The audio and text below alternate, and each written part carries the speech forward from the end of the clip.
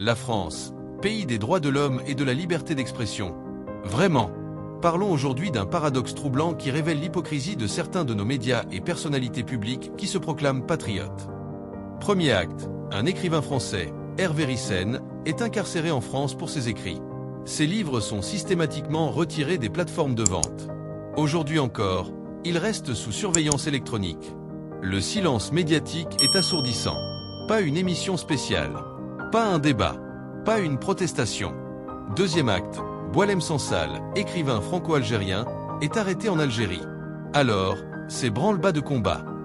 Les plateaux télé s'enflamment, les éditorialistes s'indignent, les réseaux sociaux s'embrasent. La liberté d'expression devient subitement une cause sacrée. Comment expliquer ce deux poids, deux mesures?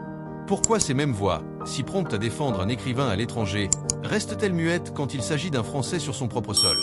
La réponse est aussi simple que dérangeante. Nous sommes face à un patriotisme de façade, un patriotisme sélectif qui ne s'active que lorsque certains intérêts sont en jeu. Ces défenseurs autoproclamés de la liberté d'expression semblent avoir une vision très particulière de cette liberté. Une liberté à géométrie variable, qui dépend de qui parle et de ce qui est dit. Observez attentivement. Quand certains sujets sont abordés, les grands principes sont invoqués. Mais quand d'autres thèmes sont touchés, ces mêmes principes sont oubliés. La vraie question n'est pas de savoir qui a raison ou tort.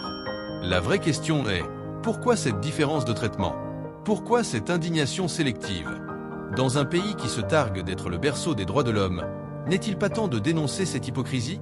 N'est-il pas temps de réclamer une vraie cohérence dans la défense de nos libertés? À vous de réfléchir. À vous de vous forger votre propre opinion. Mais n'oubliez jamais, un droit n'est véritablement universel que lorsqu'il s'applique à tous, sans distinction, sans favoritisme, sans exception. J'aurais dû passer par là en fait, puisqu'ensuite si l'argent avait été donné à cette structure, ensuite l'argent aurait pu être distribué en partie à ma famille. Mon épouse a arrêté de travailler pendant quasiment toute la durée de ma détention, hein. Il y a quand même des enfants à nourrir. Ça aurait pu être donné à l'avocat au prorata, au fur et à mesure de l'avancement des dossiers, c'est ça qu'on aurait dû faire.